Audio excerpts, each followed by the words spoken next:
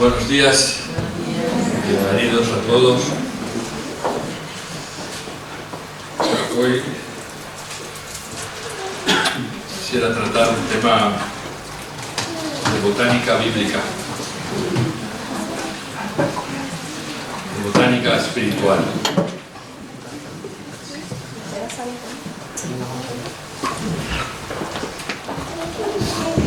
Dos árboles muy especiales.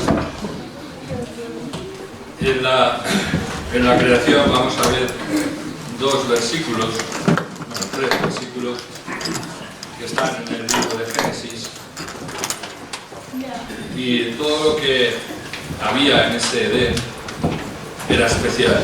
No dice que cuando terminó Dios la obra, dice que todo era bueno. Y la palabra de Dios dice así: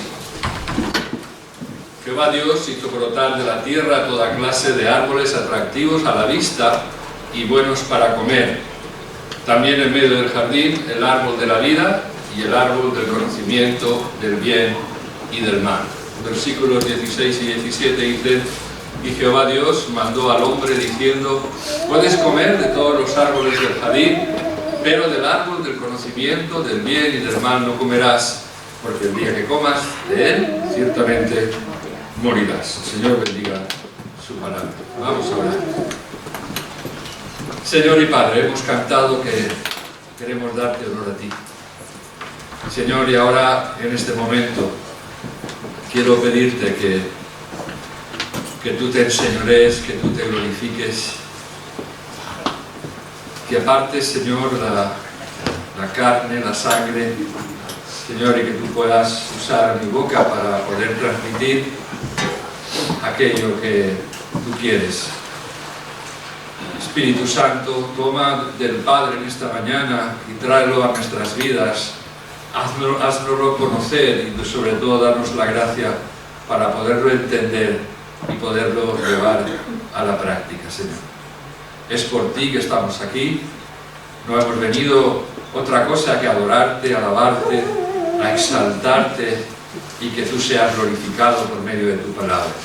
Damos honor a ti, Señor, al único que se lo merece, en el nombre de Jesús. Amén. Esto de esta mañana, esto de la botánica espiritual, es una materia un tanto singular. Se trata de 3 versículos que nos hablan de unos árboles muy especiales. Árboles que dicen deliciosos a la vista, árboles que dan frutos buenos para comer, árboles capaces de dar vida y árboles peligrosos, incluso mortales, como el de la ciencia del bien, el conocimiento de la ciencia del bien y del mal. Este era mortal. Y yo quisiera un poco, hay una pregunta, es de quién tuvo la culpa, ¿no? Y es interesante que podamos, quisiera dar esta introducción, porque se trata de una pregunta que nos puede asaltar inmediatamente. ¿Quién fue el principal responsable de aquel error cometido en la primera pareja? ¿Quién tuvo la culpa? ¿Dios, Satanás, el hombre o la primera mujer? Y a ti, tú a lo mejor puedes dar por sentado y evidente y tener tu pensamiento sobre quién tiene la culpa. Yo también la tengo. Pero yo en todo mi caminar en el Señor y en la pastoral he escuchado comentarios de toda clase. En una escuela dominical, cuando explicábamos a los niños y a los adolescentes esta historia de los 2 árboles, el de la vida y el de la ciencia del bien y del mal, yo podía escuchar comentarios desde la inocencia parecidos a estos que anoté. Hombre, la cosa está clara. La culpa la tuvo Dios. Estoy hablando de niños y adolescentes. Y el razonamiento era, dice, en realidad fue él quien hizo caer en la tentación a Adán y a Eva. ¿A quién se le ocurre ponerles delante de sus ojos un árbol tan tan tentador, tan bueno, en la mente de unos niños, es que Dios no sabía cómo era el hombre y además, ¿por qué quería Dios privar de este conocimiento a la humanidad? Conocer siempre es bueno. La culpa la tuvo la serpiente. Algunos creyentes afirman que la culpa la tuvo en realidad la serpiente. Aquí encontraríamos muchos otros comentarios parecidos a estos. La serpiente sedujo a Eva, esta hizo lo mismo con Adán, por lo tanto la culpa de todo la tuvo la serpiente. Porque el adversario, el enemigo, es el que produce todos los males en este mundo. Y el hombre está libre de culpa. Esta segunda respuesta tiene muchos defensores hoy. Es muy tendente al ser humano derivar la culpa. Y es muy tendente siempre derivar la culpa al diablo. El diablo, el diablo, el diablo. Nos gusta echarle la culpa de nuestros males a los demás. Al diablo, al ambiente que nos rodea, a la sociedad en la que vivimos, al gobierno, al pastor, a los demás hermanos, etc. Están aquellos que dicen que la culpa la tuvo Eva. No falta tampoco los misóginos, aquellos que rechazan siempre a las mujeres y las culpabilizan de todo, como si Adán hubiese tenido una responsabilidad y tenía su propio criterio a la hora de tomar la decisión. Por lo tanto, fue Eva la culpable. Y luego están los alegoristas. Génesis es un libro muy bonito a la hora de estudiarlo, pero está lleno de alegorías, está lleno de cosas que las lees así de pasada, pero tienen un fondo alegórico. Y hay alegoristas, hay ramas que dentro de la cristiandad, que para quienes el árbol no era un árbol, y Adán no era en realidad una persona, era la humanidad entera. Hay teólogos que hablan de ficción, otros teólogos que hablan de fábula para mentes cultivadas muy poco. Hay una explicación también mitológica o de relatos no revelados. Pero ¿cuál es el significado real de este relato? ¿Cuál es el sentido de estos dos árboles y de la tentación? ¿Qué pretende comunicar el autor de Génesis en estos versículos? Y quisiera un poco ir a la tentación de Adán y la de Jesús. Porque de alguna manera la tentación de Adán y Eva se puede comparar, o quisiera mostraros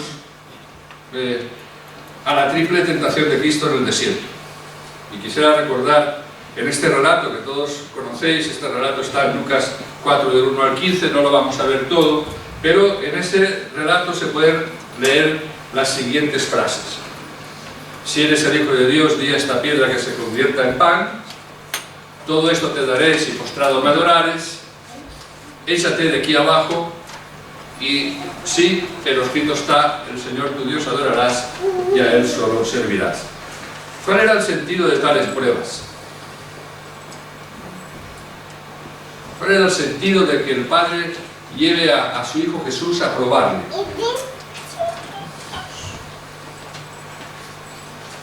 Yo creo que no se trataba de examinar a Jesucristo. Demasiado sabía el Padre cómo era su propio Hijo. Dios no necesitaba examinar para conocer a su Hijo. Más que examinar, la intención era perfeccionar. ¿Cómo perfeccionar a Cristo? No. Pero sí que había una motivación de eso, y que el autor de Hebreos lo expresa de esta manera. Es un versículo que nos puede pasar muy muy rápido, muy desapercibido, pero fijaos lo que dice el autor de Hebreos. Porque convenía a aquel por cuya causa son todas las cosas y por quien todas las cosas subsisten, que habiendo de llevar muchos hijos a la gloria, perfeccionase por aflicciones al autor de la salvación de ellos. ¿De quién está hablando? Está hablando del Padre y está hablando de Cristo. ¿Vale? Perfeccionar por medio de sufrimientos a Jesús. Si luego tú te vas al capítulo 53 de Isaías, vas a ver un poco respaldado esto.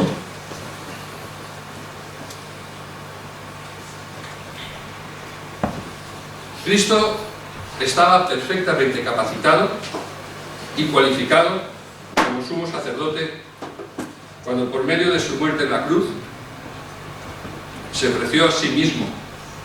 Nadie le quita la vida, Él la da voluntariamente por nuestros pecados.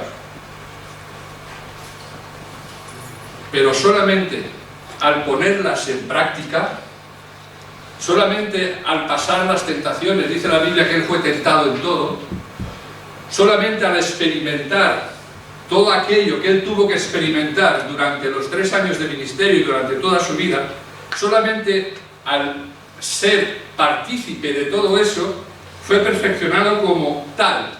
Consumado es, significa que la obra de Cristo en la cruz era perfecta para cumplir el plan perfecto que Dios Padre, el que Dios Padre había establecido.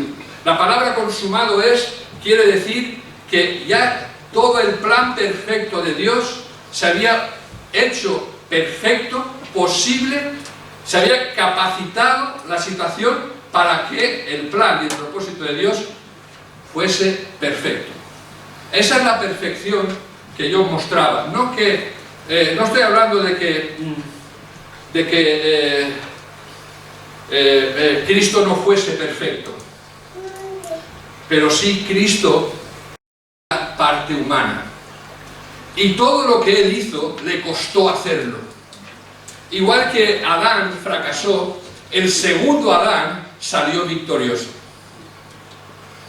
Y en este pasaje de la tentación de Cristo, lo que está llevando a práctica es el poder perfeccionar la obra del Padre a través del sufrimiento. El sentido de la prueba o de la tentación es la perfección de quien la padece. Dios no permite la prueba en nuestras vidas para hacernos sufrir, sino para que a través de ella crezcamos, para que a través de ella maduremos en la fe. Todo aquello que ocurre en nuestra vida y que en principio puede parecer malo o negativo, puede servir para hacernos mejores discípulos. Oraba al principio, gracias Señor por lo bueno y gracias por lo malo, y alguien me dijo, de Dios no sale nada malo. La oración adecuada sería, gracias Señor por lo bueno y gracias por lo que no me gusta, porque de Dios no puede salir nada malo. La Biblia enseña que a los que a Dios aman todo ayuda para bien, y tenemos aquí una de las grandes enseñanzas que a veces no nos gusta recordar. Pues bien, igual que Cristo no necesitaba ser examinado, tampoco necesitaban ser examinadas la primera pareja de Adán y de Eva. El Creador no necesitaba exámenes para saber quiénes somos cada uno de nosotros.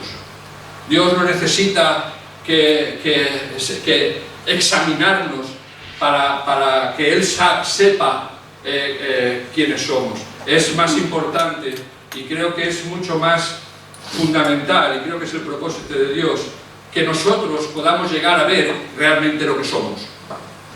¿Qué hay en nosotros? Dios no necesita información, lo que desea es que mejoremos. Lo que Dios quiere es que perfeccionarnos en medio de la prueba. La tentación de Adán y Eva no es algo que le haga disfrutar a Dios. La tentación no está en el árbol intocable, sino en el corazón del hombre. Cuando en el libro de Deuteronomio, en el capítulo 8, él está hablando con el pueblo de Israel y le está diciendo que, dice, te tuve que afligir, te tuve que probar, te tuve que meter en un desierto. ¿Y sabes cuál dice que es el propósito? Para hacerte saber lo que hay en tu corazón. Para hacerte saber lo que hay en tu corazón. Para hacerte saber si estabas dispuesto a obedecer mi palabra. En este mismo pasaje, en este mismo capítulo, dice, no solamente de pan vivirá el hombre, sino de toda palabra que salga de la boca de Dios. En aquella primera tentación de Adán y Eva se ve claramente la eterna tendencia a la autonomía personal, a hacer lo que nos da la gana. La búsqueda constante de una falsa libertad. El deseo de convertirse en el propio Dios, que decide despóticamente lo que está bien y lo que está mal. Ese fue el engaño de Satanás, con que Dios os ha dicho, si coméis de este árbol, seréis como Dios. Y querer ser como Dios, pero viviendo de espaldas a Él. La tentación de Adán y Eva es solo responsabilidad de ellos.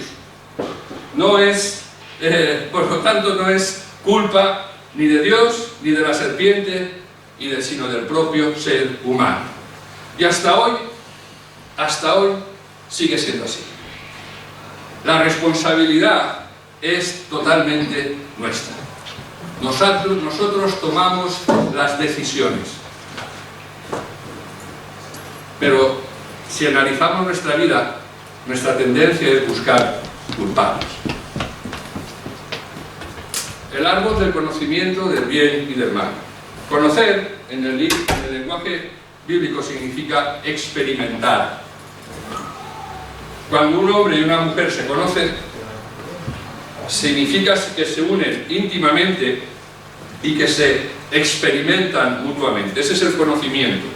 Es llegar a experimentar a través de la relación cómo es uno, cómo es otro. Comer del árbol del conocimiento del bien y del mal era experimentar en la práctica el bien y el mal. Es decir, experimentarlo todo, lo bueno y lo malo. Pero lo bueno ya lo conocía. Lo bueno ya lo experimentaba. Desde el primer momento que Dios lo creó y les puso para enseñorearse de todo aquello, todo alrededor era alegría, gozo, belleza, perfección y amor. Y no conocían el mal. No lo habían experimentado, porque todavía no habían tocado el árbol. Pero para seguir viviendo en esta condición de gozo, de perfección, para seguir viviendo así, en esa vida, era necesario confiar en Dios. Confiar en Dios. ¿Qué frase más evidente y qué poco la usamos? Y sobre todo, qué poco la vivimos. Confiar en Dios. Reconocer sus propios límites. Adán y Eva no quisieron confiar en Dios. Querían ver cuáles eran sus propios límites. Y aquí es precisamente donde fracasaron. Donde el fracaso de Adán y Eva fue dejar de confiar en Dios. Y lo más tremendo, que no quisieron aceptar su condición humana. Adán no quiso aceptar esta realidad. Y Eva tampoco. Decidieron llamar bien a lo que Dios había llamado mal. Quisieron conocer el bien y el mal. Hacer la ley por ellos mismos. Convertirse en legisladores. Decidir individualmente lo que está bien y lo que está mal. quisieron asumir el papel de Dios, se creyeron autónomos, se creyeron que podían ser autónomos, que en medio de esa creación podían por ellos mismos seguir viviendo como estaban viviendo. Pero experimentaron el mal. Y al final cortaron con la única fuente de vida, Dios. ¿Qué hay del árbol de la vida? La criatura solo puede vivir por medio de su creador. No tiene vida en sí misma. He venido a daros vida, y vida en abundancia. Adán y Eva no debían haber muerto. Adán y Eva no debían morir, pero podían morir.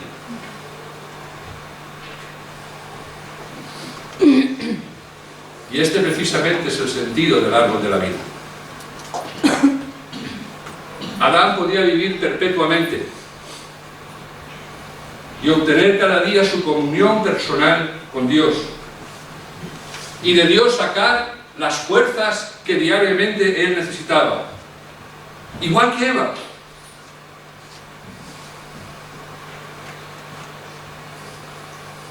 Parece que les está adelantando algo que luego Jesús en Juan 15 dijo: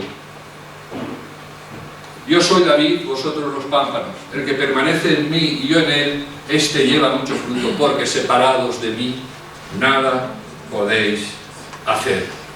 Escoger el árbol de la vida es elegir la vía de la dependencia, es decir, la de la libertad. Pero a veces pensamos que la libertad es poder hacer lo que a mí me dé la gana. Eso no es libertad. La libertad que habla el Señor es, la verdadera libertad consiste en asumir plenamente lo que uno es, la condición de criatura de Dios. La libertad es poder elegir aquellas cosas que me gustan y renuncio porque agradan a Dios. Esa es la verdadera libertad. La libertad no es decir, no, yo soy libre y puedo hacer lo que me dé la gana. La verdadera libertad no es esa. La verdadera libertad es aceptar cuál es mi condición. Soy criatura. Ellos eran aquellas criaturas que Dios había establecido dentro de un lugar donde lo único que necesitaban era depender cada día del Señor. La muerte es solamente la condición inevitable de la separación entre Dios y el ser humano. Y el apóstol Pablo lo llama de esta manera: la paga del pecado es muerte. Y Adán y Eva, al escoger la autonomía, es como si talaran el árbol de la vida por su misma base y empezaron a padecer las consecuencias de la muerte. Pero el pecado de Adán es el de la humanidad. Aquí lo dice: por cuantos todos pecaron y están destituidos de la gracia de Dios, de la gloria de Dios. Vivimos en una época en la que lo más característico es ese deseo de rechazar en bloque toda moral, toda regla, toda ley. Y se rinde culto al individualismo, a la autonomía, y el individuo a realizarse por sí mismo y ser libre. Vivimos tiempos en los que el adicto a las drogas exige a la sociedad que sea esta quien se les facilite gratuitamente. El otro día escuché un debate de algunos partidos políticos diciendo que ¿por qué no legalizar las drogas? Pero ya no legalizarlas, sino que el Estado asumiera ese gasto. Tiempos en los que el hombre mujeriego reclama que se abran más prostíbulos. Tiempos en los que el marido rechaza a su esposa y anhela cambiarla por otra más joven. Hay hay una encuesta que se me pusieron los pelos de punta. Una encuesta en España que hablaba a parejas casadas si aceptaban relaciones abiertas. Una relación abierta es que tú tienes a tu esposo o tienes a tu esposa y puedes tener relaciones con otras personas. Un 47% dijo que sí aceptaba esas relaciones. Un 47%.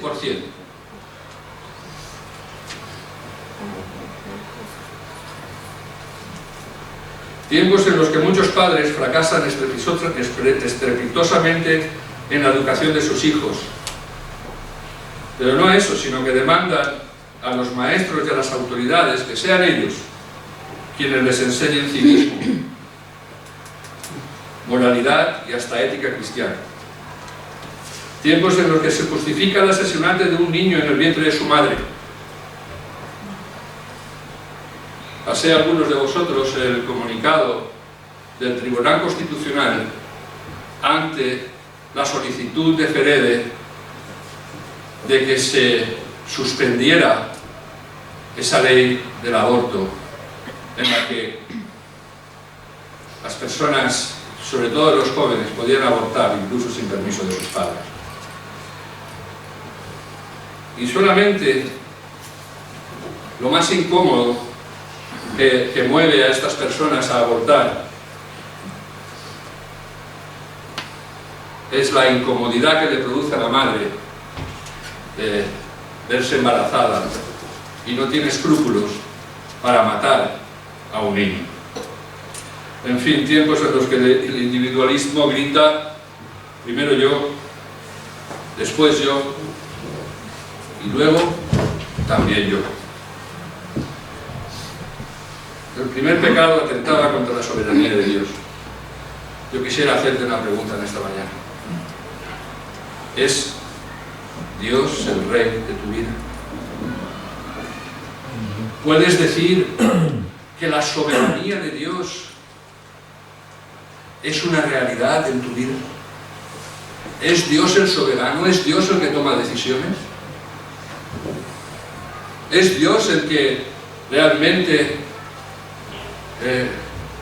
te dice lo que está bien y lo que está mal? ¿O eres tú quien decide lo que está bien y lo que está mal? Es el pecado del orgullo humano. Y esto sigue siendo el pecado del hombre de hoy. De los dos árboles que habían en el huerto del Edén, el de la ciencia del bien y del mal y el de la vida, uno pertenecía exclusivamente a Dios. No era para el hombre. El otro, el de la vida, podía ser usado como medio para continuar perteneciendo y viviendo en medio del reino de los cielos. Sin embargo, a pesar de la caída, a pesar del orgullo, a pesar de la rebeldía humana, fíjate lo que dice Génesis. Aún después de todo eso, aún sabiendo cómo somos, aún pudiendo ser honestos en esta mañana, cada uno de nosotros sabemos dónde estamos, sabemos cuál es nuestra condición, sabemos cuál es nuestra ubicación, sabemos de qué árboles estamos comiendo, sabemos si realmente la soberanía de Dios es algo real en nuestras vidas. Aún así,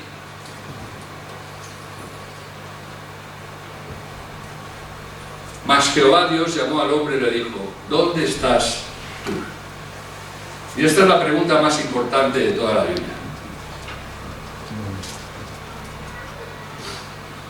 Es la voz de Dios, pero también la voz de la conciencia del ser humano. Es la iniciativa divina, es la iniciativa de Dios,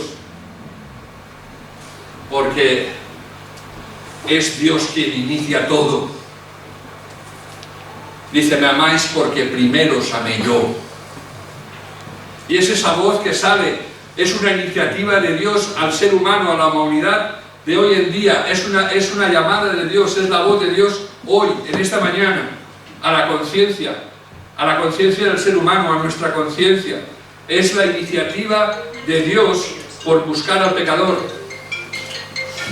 por atraerlo hacia el perdón.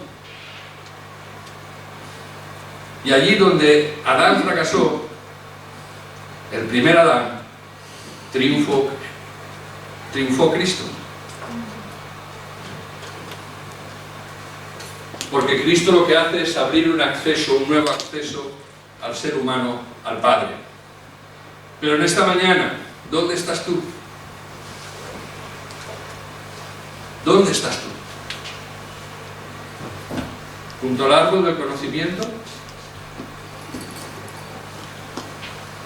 ¿Todavía en la esclavitud de tu orgullo personal?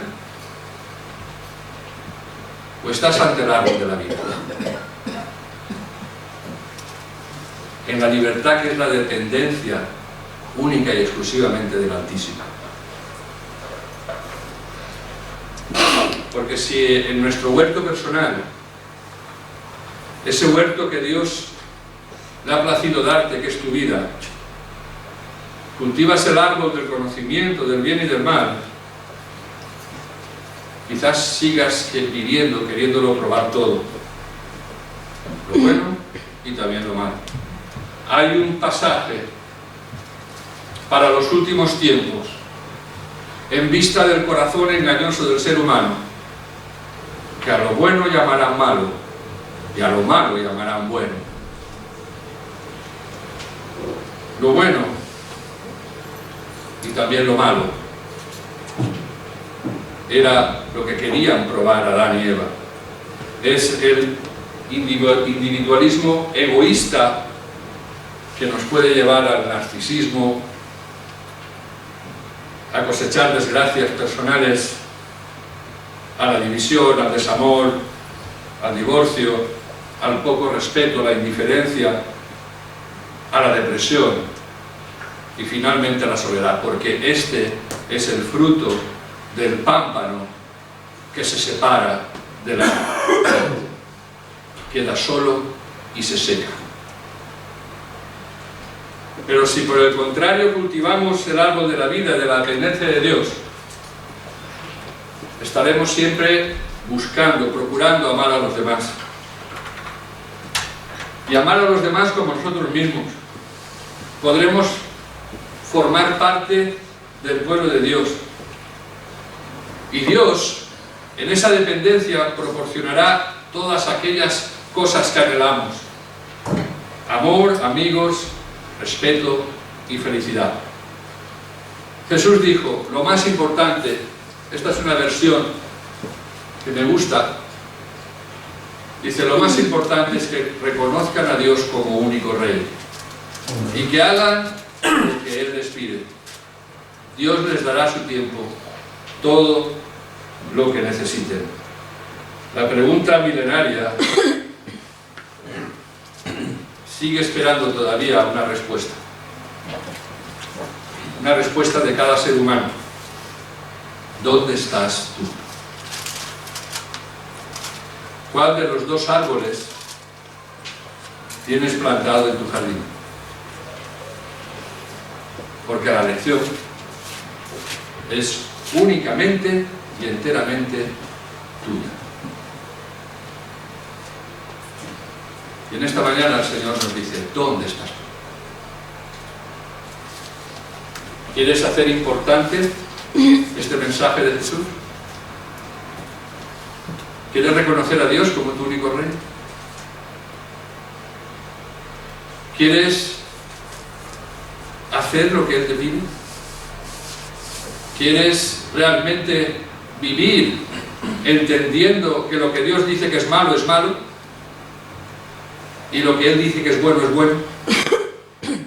¿Quieres seguir trabajando el árbol de la vida? Ese árbol que Dios nos ha dado para que podamos disfrutar de la vida, pero no una vida cualquiera, sino una vida en abundancia. O quizás estaremos haciendo caso ya ni la serpiente, ni echarle la culpa a Dios, sino a nosotros mismos, y entender y aceptar que lo que Dios dice en su palabra que es malo, y lo que Dios dice en su palabra que es bueno. ¿Dónde estás tú? Yo quisiera que nos pusiéramos en pie y que pudiéramos despedirnos en esta mañana.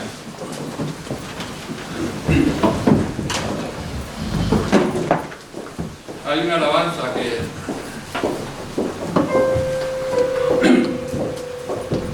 el Señor es mi pastor. Ahora es el momento de que podamos cantar, y no solamente cantar, sino declarar. Y que tú le puedas decir en esta mañana, si quieres que ese pastor primeramente sea el Señor de tu vida, sea el Rey de tu vida, que puedas decirle: Señor, gracias, gracias, porque aun sin merecerlo me escogiste como hijo. Y quiero tener la libertad de vivir como ese hijo que tú elegiste y creaste. Señor, no quiero ser autónomo, no quiero tomar mis decisiones basadas en lo que yo entiendo que está bien y está mal, sino que en esta mañana quiero hacer un compromiso contigo de dependencia total de ti. Quiero entregarte mi vida, quiero entregarte mi corazón, quiero entregarte mi vida. Y que se lo puedas decir desde lo más interior, de lo más profundo. No lo cantes. Que sea una declaración. El Señor es mi pastor.